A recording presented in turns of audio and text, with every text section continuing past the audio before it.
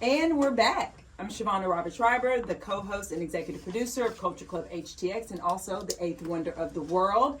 Here, not with Lovely today, but with baseball boyfriend Scott. Always glad to be here with you, Shavonnah. I'm so happy that you're back. This is super exciting. And most importantly, we have a guest. Who do we have on? Well, we're really fortunate to have back again with the show Mark Folks, who is the CEO of the Hobby Center and who's been a Houstonian for 17 years. And we were just talking about the fact that he's originally from Newfoundland, and I was asking if he could show me how to do the Newfie dance, and he disclaimed any knowledge of that dance, but we're gonna figure that out. I want to learn how to do it. There are so many Newfoundland traditions. I don't really know the Newfie dance yet, so I'm gonna have to do my own research. Well, it may be that you'll find out that I made that up. But I actually don't think I did. I'm pretty sure that's East Texas. that I was actually in a bar in Newfoundland and saw that perform. Now, whether the performer meant to perform a specific dance, I don't know. Did you have a shot of Screech? I did have a shot of Screech. What But I'm pretty That's sure right. I only had, well, can you go to Newfoundland without having a shot of Screech? No, it's mandatory. It's absolutely. required. What's In fact, I Screech? think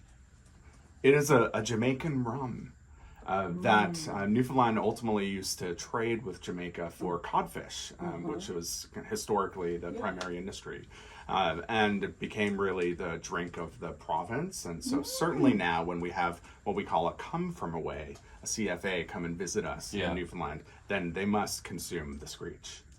And Screech was a big product in Newfoundland during the trading days because the ships used that for their sailors, and it was part of the way. Of course they did. Well, it was not only for entertainment and the way we drink alcohol these days. It had medicinal value. That's why I drink alcohol, for medicinal value. right. Yeah, I mean, seriously. Me too. Yeah, all of us. Okay, so we're going to talk about that on the break. But what we're here to talk about today is all of the exciting things that are happening in your upcoming season. I mean, I can hardly contain myself. It's really one of the better lineups I've seen. Yeah. You know, I'm biased, but it is an incredible season. We just announced it this week. Yesterday went public. 26-27 Memorial Herman Broadway at the Hobby Center season. We have 10 productions that will introduce the Houstonians in the next season. 6 of those are premieres, and the other 4 are return engagements or just well-loved revivals that Houston audiences always love. Tell us which ones are which. We are opening the season with an audience favorite, and that is falling into that revival category, and it is The Sound of Music. One of my all-time favorites. I am sure that, mostly everybody has Can seen we at do some the point in their Newfie lives a dance to The production Sound of Music? It's already started. We've got it happening I here. looked it up too. I'm going to look at the YouTube. I did. I found it. But this is a production that's directed by Jack O'Brien. He's a 3-time Tony Award winner, perhaps best known for Hairspray. And this is such a beloved show.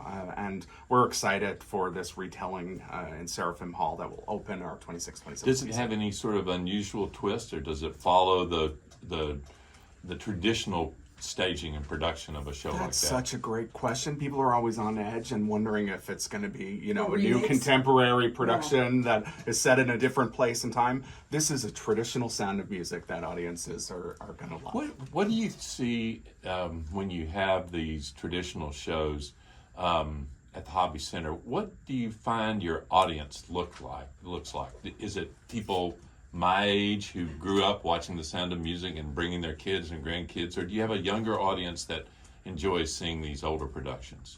Honestly, you might sit back and think, okay, specific audiences are going to be attracted to certain shows. Maybe The Sound of Music will attract a largely older audience who grew up with this, but that's not really the case. And I invite you to come and see it in next fall, because you'll see actually that so many of our productions have become a part of different audiences' traditions for various reasons, and so it is really a very diverse audience, and not probably what you would expect for traditional Sound of Music. I really wouldn't have known what to expect. I'm not surprised that a show like that would continue to wear well or play well to all ages, different times, but I wasn't sure that would be the case. Well, so then we can tell you have to dress up and be in character if you come to the show.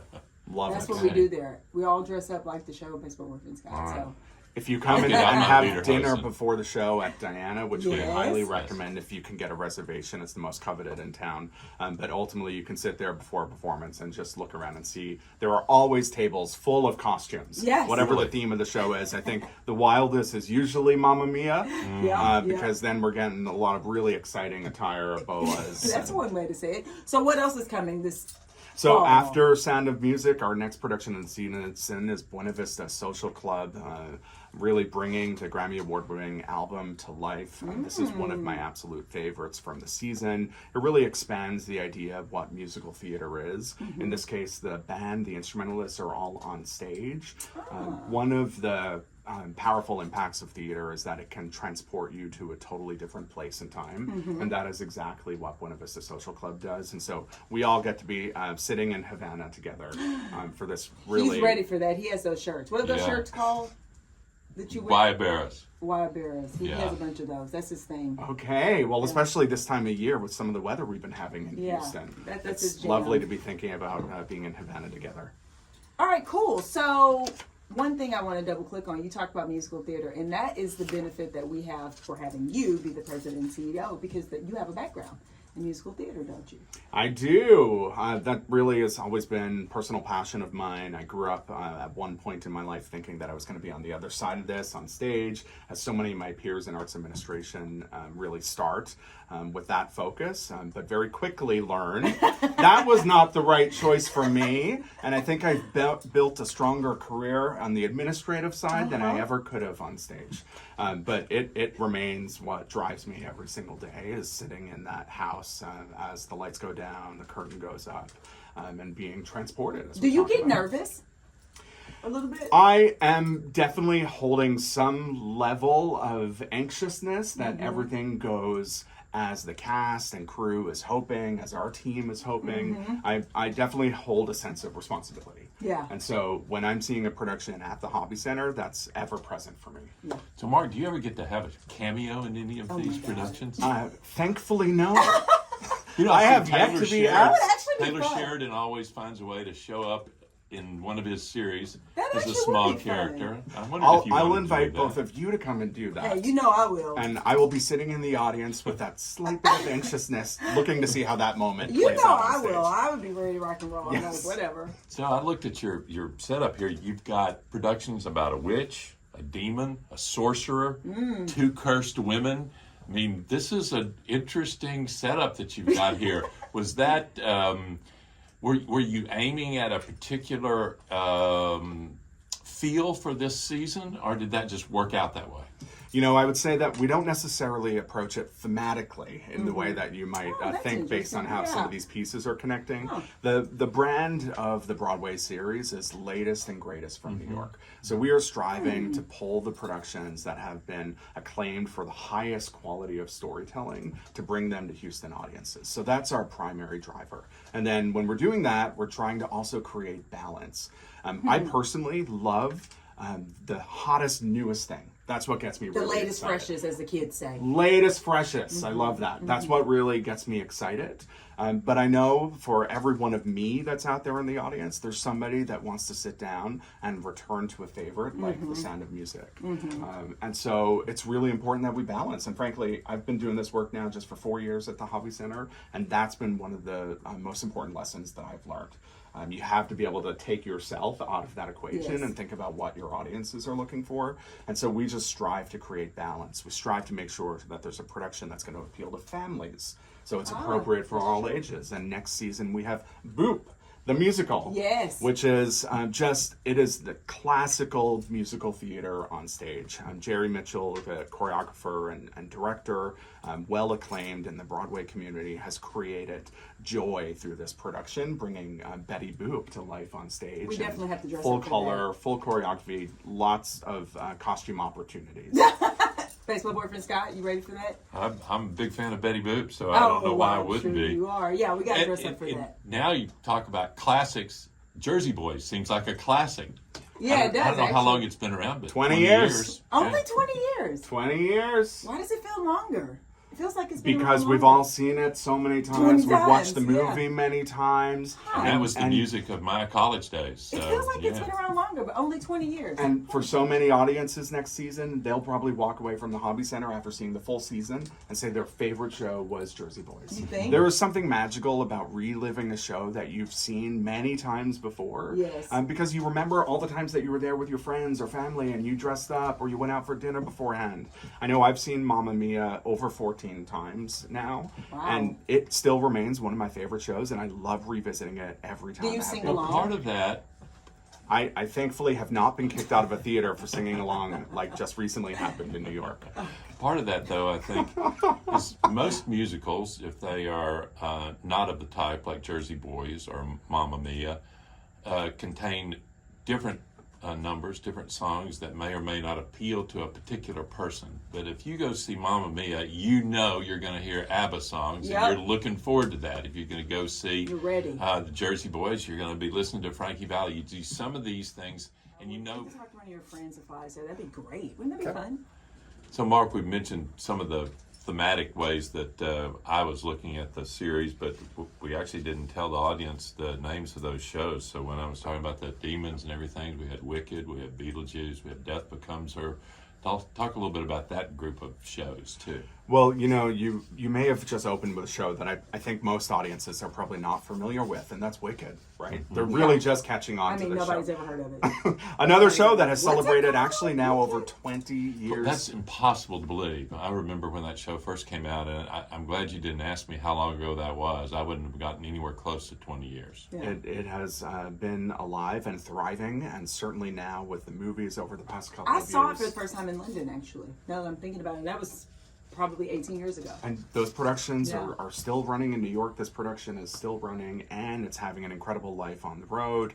We're really excited to have 5 weeks of Wicked in the summer of 2027. 5 weeks. 5 weeks of you Wicked. ready? And you know Are you what? gonna paint We're your talking face about green? costumes. Yeah. We will see a lot of green boas during Wicked. I'm sure that's Which all. is interesting That because is there's not really boas featured in the production. People just making But stuff up. people are showing up in green boas. I see them getting out of the cars, Better dropped than at the front of painting the their Hobby faces Center. green, yeah, I think that's must one be way the to point. do it. Yeah. That's true. And A then bow is easier. another. And I bet 5 weeks of Wicked, I bet you'll sell out most of those productions. It I think will all be- of these will sell out. All the ones we talked about so far were probably. That's another thing. It's super important, as we've learned, to get your tickets now. This is one of the reasons that we're able to secure the very best from New York, and it's because our audiences in Houston are incredibly enthusiastic about Broadway.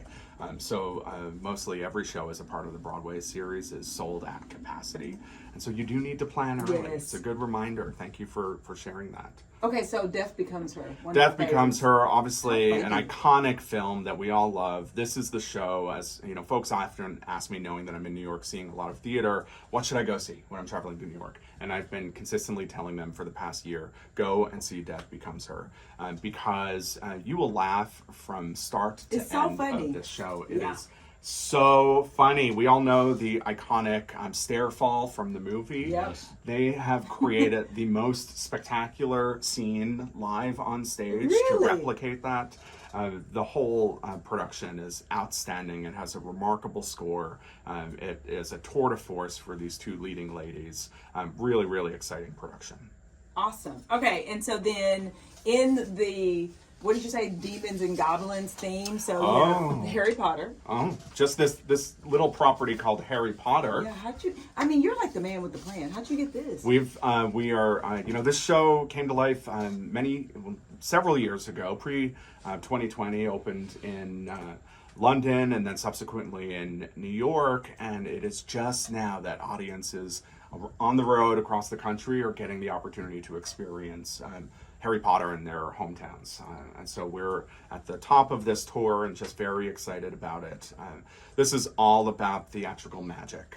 Really, we talk about how you expand the idea of theater, and this show does it by using so much spectacle to really bring audiences in along that journey that we all know is at its core about wizardry and magic. And magic. You know, Yeah. and that's another thing I like about theater, and especially at the Hobby Center, is, you know, the world is the world, but then you come into this building and you sit in this seat and you are transported, and I feel like the possibilities open up. the creativity is sparked just from seeing other creatives do their thing. And so a show like Harry Potter, you think, okay, that really ups the ante, right? It is impossible not to leave inspired, like seeing creativity at this scale. Yes. That's what's so special about the Broadway series, right? These productions are huge. They come to us in many 18-wheeler trucks that are driving from city to city, and they're able to build this show in the set of 8 hours to be able to I was open going to for say, how long audiences. does it take for them to build the show? It varies by show and the complexity, but that could be anywhere from an 8-hour workday to at most about 2 days. So how many people? I mean, they must have a lot of people. It's like It an can army. involve up to about 200 people. 200 Talk a little bit people? about that, Mark. Wow. And the reason I asked that question is my grandson is getting ready to be the prop manager for his high school play next Saturday. And so tell us a little bit about behind the scenes in a production like this, particularly on one like Harry Potter that requires a lot of stage management. What's that like? There is an incredible team that is supporting the few actors that you're seeing on stage, and that team behind the scenes is much larger, multiples of the number of people that'll be on stage in performance roles. And that involves certainly costume department, hair and makeup department. It includes scenery department, lighting department, audio department. And if you have a young person in your life who's working in technical theater production, I would encourage them to continue to study that and don't ever get interested in the work that happens on the other side of that equation, because there are far less people looking to become costume designers or hair and makeup artists or lighting designers than there are looking to be actors. And so it's a great field, and you can build a really exciting career.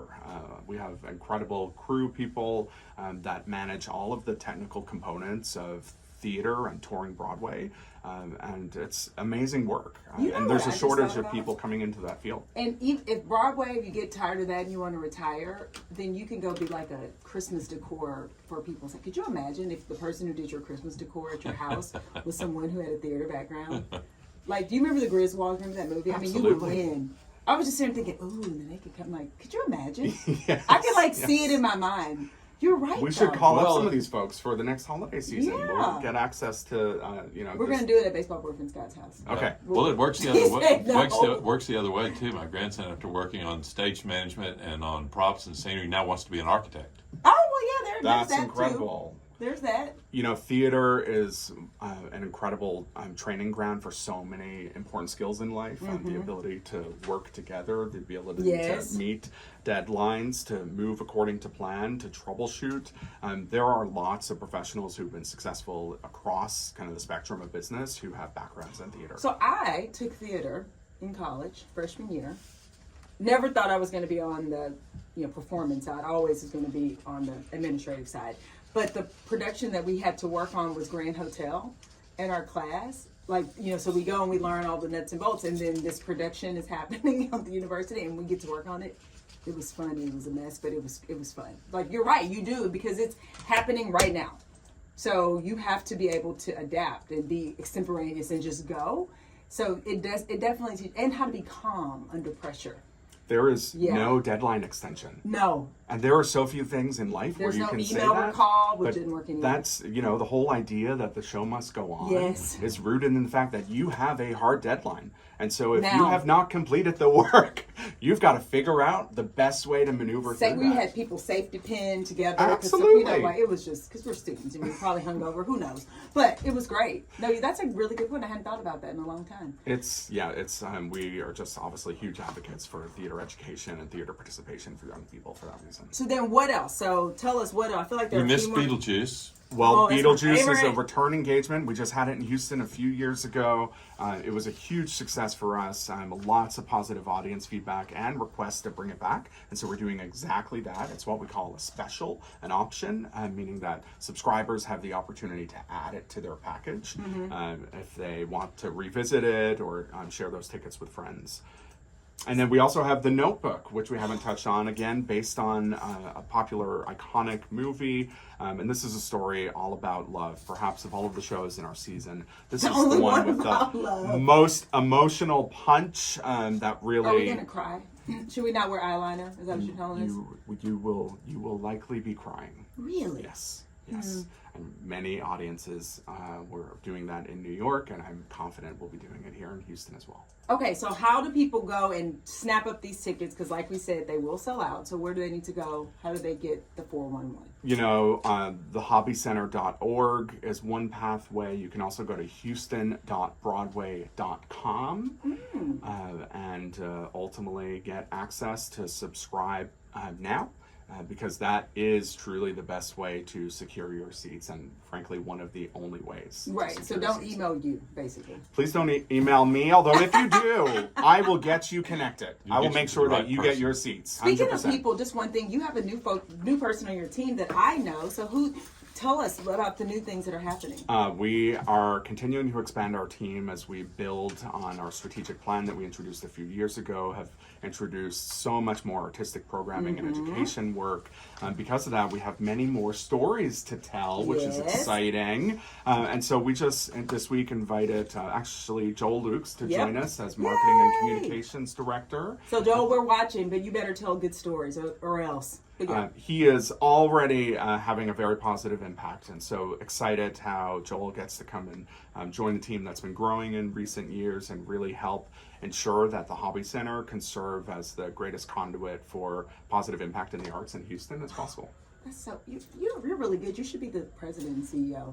You know, you're great. I'll submit my name. Submit your name. Well, thank you as always for joining us. It's been fantastic. We cannot wait to come dressed up, because he agreed on air. And Mark, we managed to maneuver through your entire season, but just for our listeners, walk us through just title in order. I know it runs from September of 26 through June of 27, just to make sure people know exactly what's in store for them there at the Hobby Center. We are opening with The Sound of Music, and then we move into Beetlejuice, followed by Buena Vista Social Club. Then we have The Notebook, followed by Boop, the musical. Then we go into Alicia Keys' Hell's Kitchen. Followed on the heels of that, Death Becomes Her, Harry Potter and the Cursed Child. Then we have Wicked, and then we close the season with Jersey Boys. What a great lineup. That really is a great lineup. Well, folks, you know where to go. hobbycenter.org or Houston.broadway.com. Go get your tickets, and we'll take a break. That's awesome. Did you actually find the new video?